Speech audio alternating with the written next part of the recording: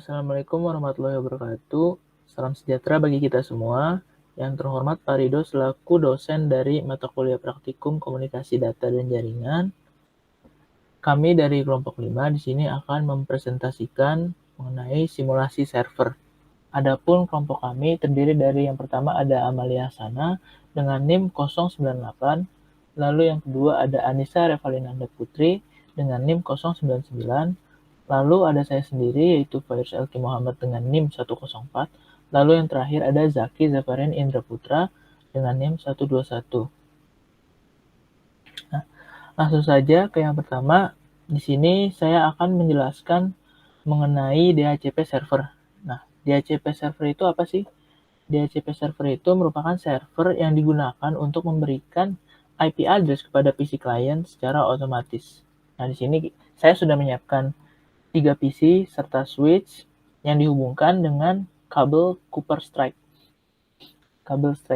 Nah, selanjutnya saya akan menyiapkan server. Nah, di sini saya akan rubah namanya menjadi DHCP server.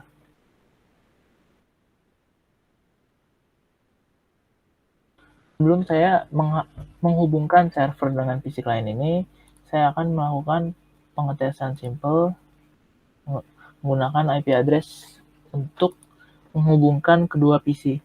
Di sini IP address-nya saya akan masukkan 192.168.1.1. Nah, dengan subnet mask 255.255.255.0. Hal yang sama akan saya lakukan dengan PC 2 dengan menyetel IP address 192.168.1.2. Lalu ke PC terakhir yaitu PC 3. 192.168.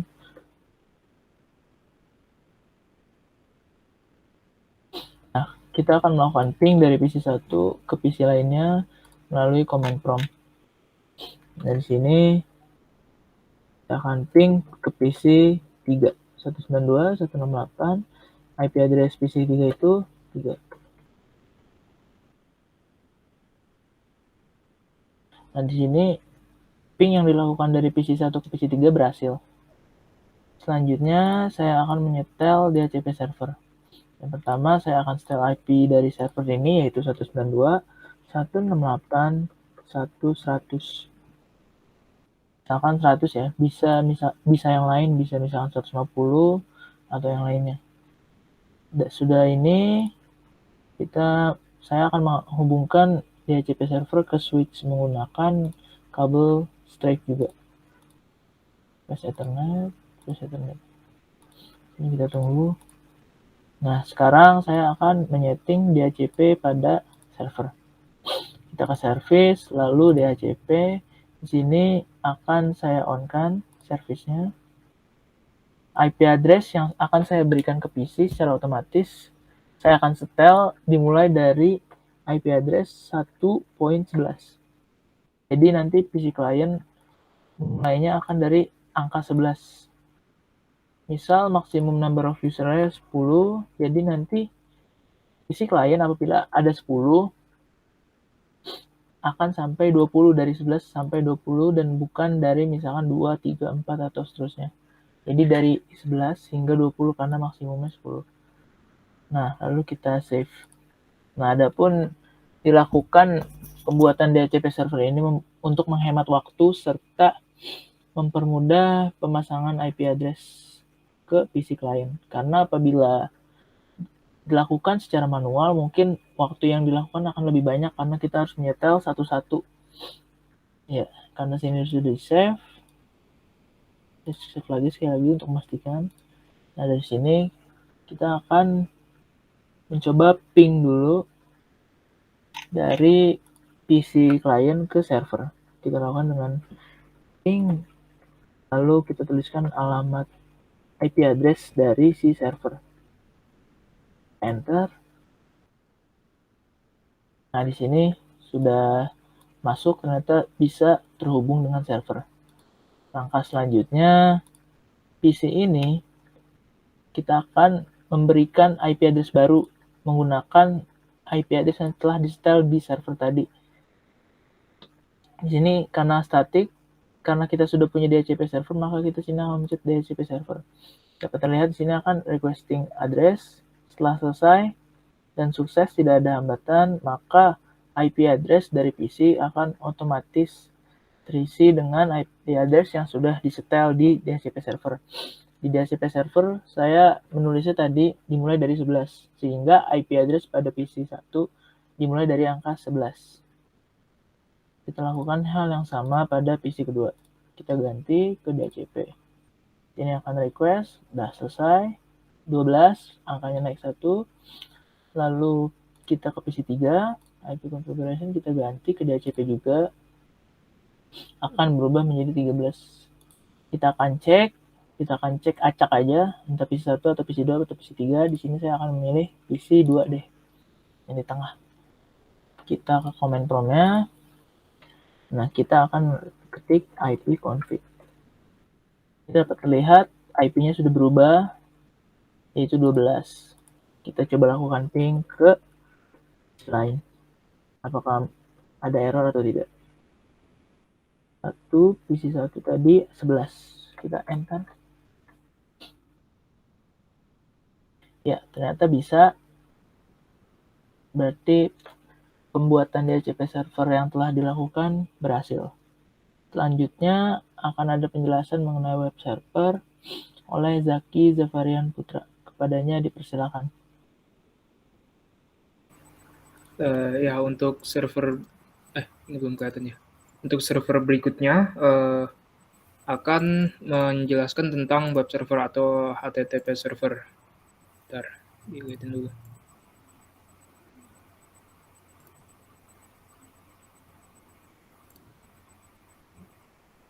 Oke, untuk web server pertama-tama membuat membuat server, yaitu web server dan dinamai web server, dan sambungkan ke switch dengan kabel copper straight. Langkah berikutnya adalah config ke dalam web server dan IP configuration-nya menggunakan IP address 192.168.1 dan 150. Subnetnya akan muncul sendiri, yaitu 255, 255, 255, dan 0. Langkah berikutnya ke services, dan karena ini web server atau HTTP server, HTTP-nya harus dinyalakan terus, dan untuk berikutnya akan ke index untuk edit index. Nah, ini untuk sebagai sederhananya saja bisa di type selamat datang di kelas jaringan komputer misalnya, dan di save override ini. Untuk mengetesnya kita ke PC 1 dan dalam desktopnya bisa ke web browser, dan dalam web browser kita bisa memasukkan IP address tadi, misalnya 192.168.150. Dan ini seperti yang di type di dalam indeks tadi, selamat datang di kelas jaringan komputer.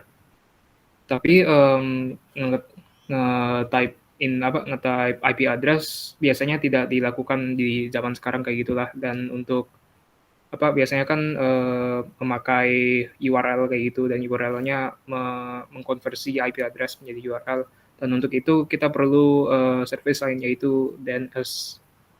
Kepada yang berikutnya silakan.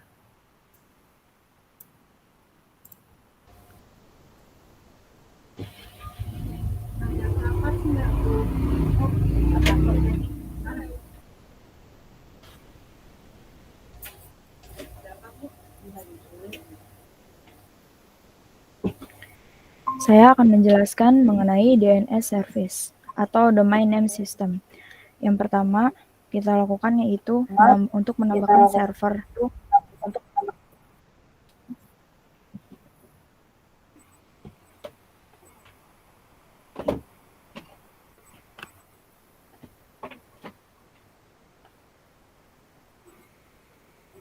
Lalu mengganti namanya dengan DNS server.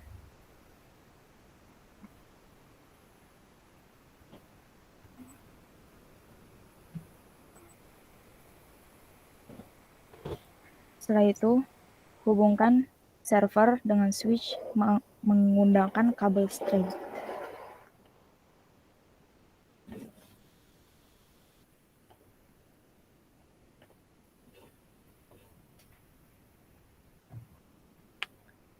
Selanjutnya, untuk melakukan konfigurasi, klik server.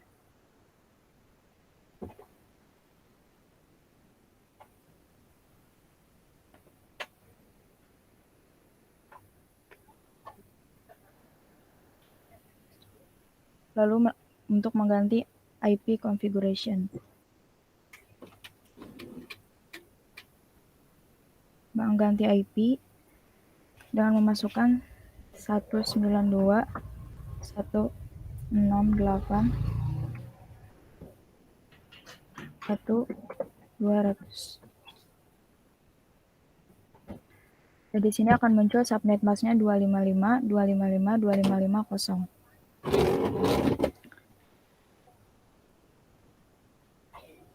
Lalu klik pada bagian service, klik pada DNS, klik tombol on, dan kita melakukan pencarian menambahkan nama. Misal contohnya www.jarcom.com dengan alamat 192.168.1.150. Lalu klik add.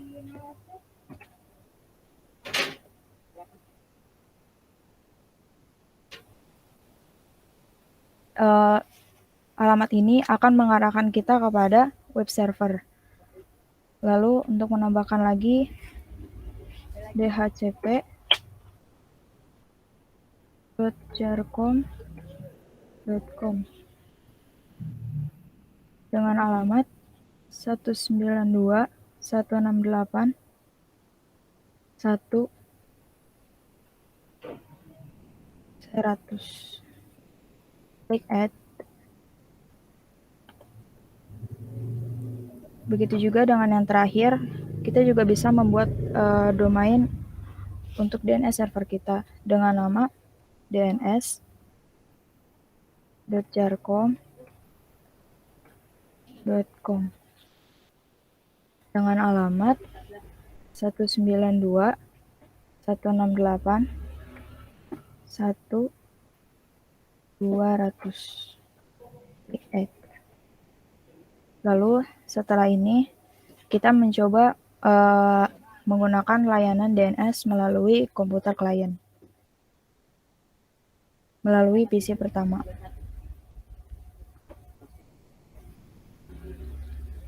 Klik IP configuration.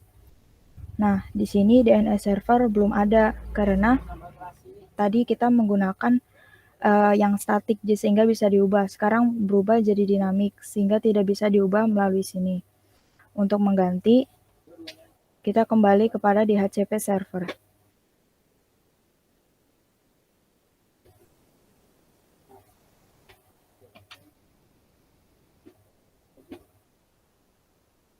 Klik DHCP. Set pada DNS server.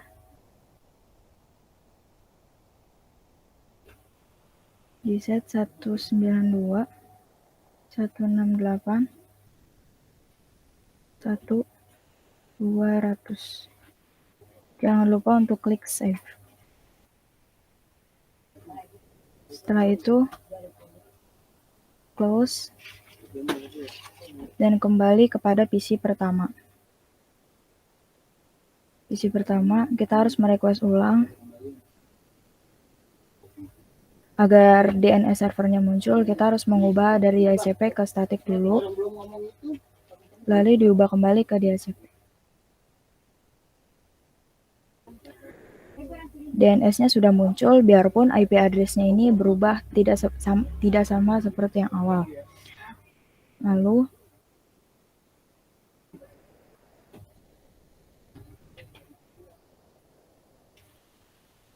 kita coba dengan web browser.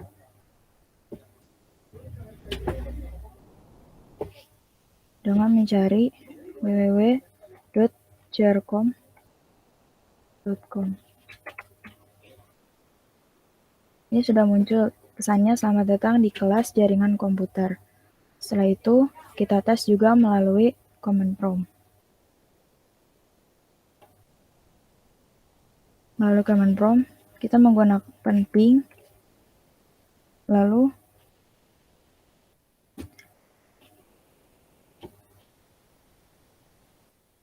klik dhcp.jarcom.com. Ini akan terreply. Karena terreply ini berarti sudah sesuai dengan yang diminta.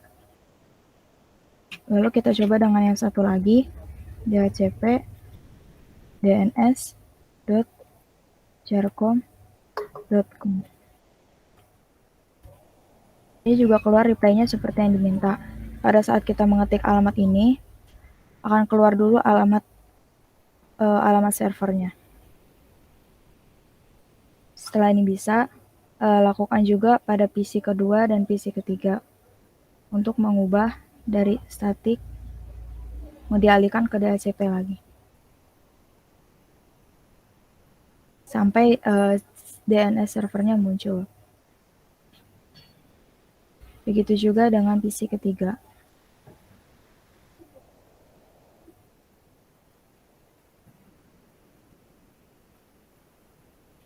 Karena 1 sampai PC 3 telah selesai, maka itu penjelasan mengenai DNS server. Selanjutnya adalah mail server, akan dijelaskan oleh Anissa Revaldinanda.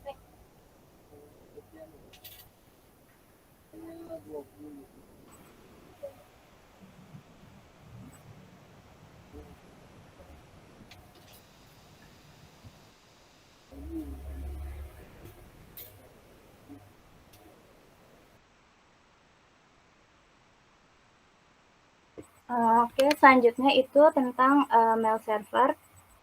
Yang pertama, kita harus tambahkan satu server lagi.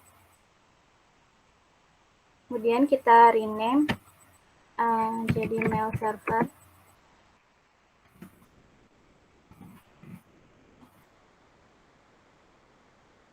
Setelah itu kita hubungkan dengan kabel Strike ke switch-nya. Setelah itu kita konfigurasikan IP address-nya di email servernya.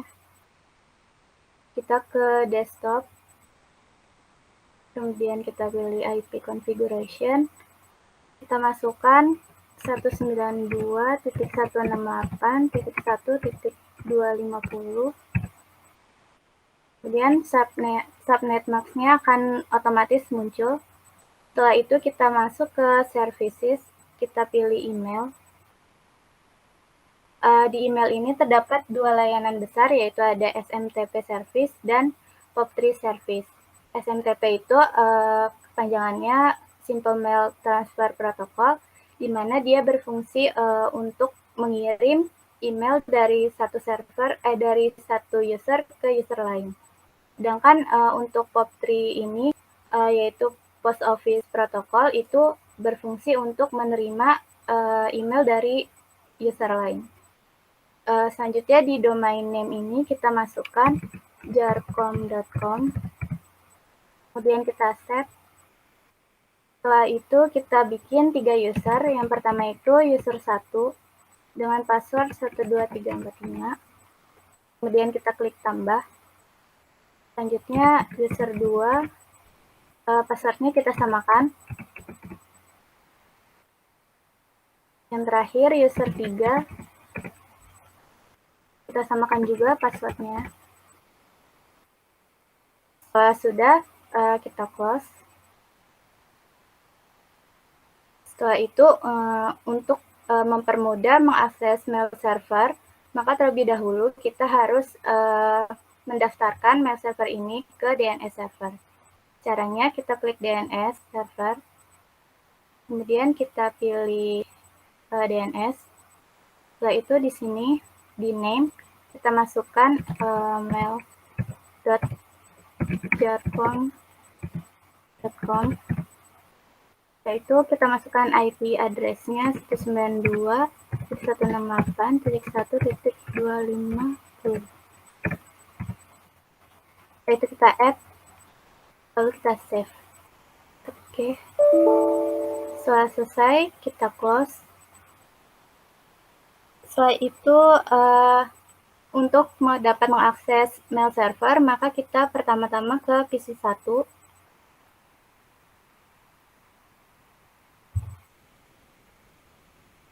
Kemudian kita ke IP configuration, ke email. Kita ke email. Di sini di email itu ada incoming mail server dan outgoing mail server. Di mana incoming mail itu nanti kita arahkan ke POP3 server, sedangkan outgoing mail itu nanti kita arahkan ke SMTP server. Kemudian kita masukkan username-nya, misalkan user1. Email address-nya misalkan user1@jarcom.com. Kemudian incoming mail-nya kita masukkan mail.jarcom.com. Untuk outgoing mail-nya kita samakan untuk mail.jarcom.com. Kemudian untuk username-nya kita masukkan user yang sudah kita buat tadi dengan password-nya. Kemudian kita save. Setelah itu kita close. Lakukan hal yang sama pada PC 2 dan 3. Kita buka PC 2. Kemudian kita ke mail. Kita masukkan username-nya. Email-nya.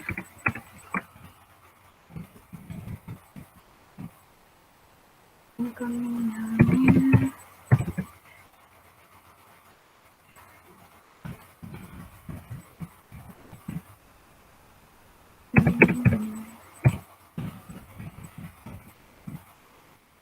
Usernya user2, passwordnya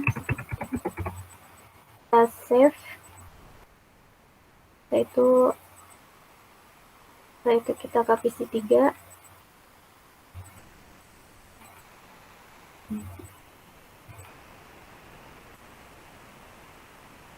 Kita ke mail, kita ke user 3, emailnya user3@jarcom.com.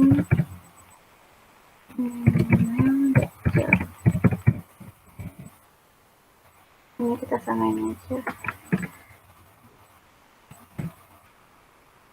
Ini user3, passwordnya.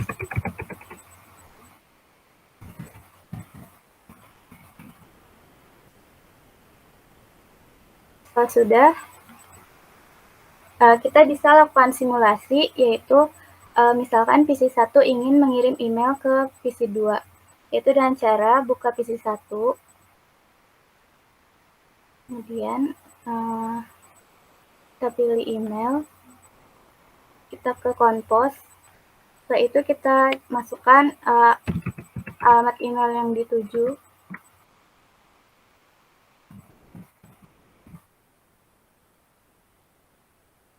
Subjeknya misalkan hello. Di sini kita bisa tulis isi pesannya, misalkan hai satu.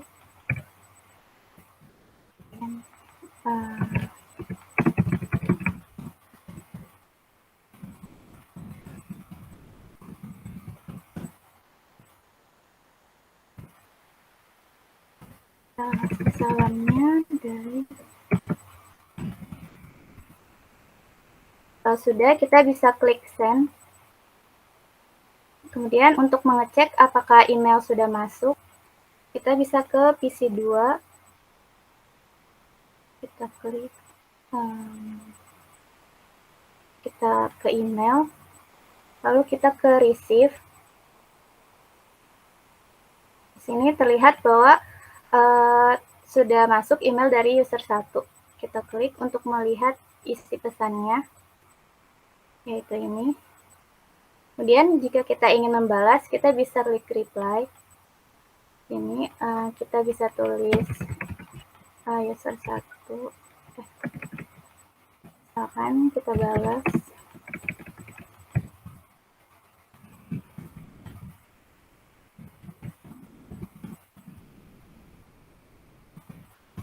Kemudian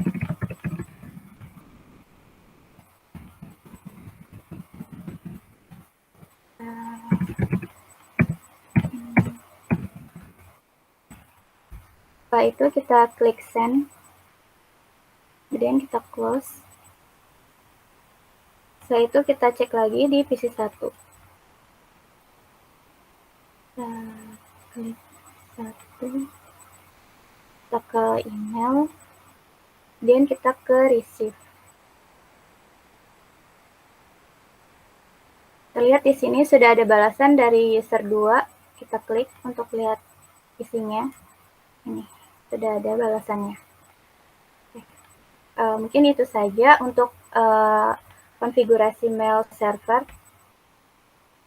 Baik, sekian presentasi simulasi server dari kelompok 5. Kurang lebihnya mohon maaf. Wassalamualaikum warahmatullahi wabarakatuh.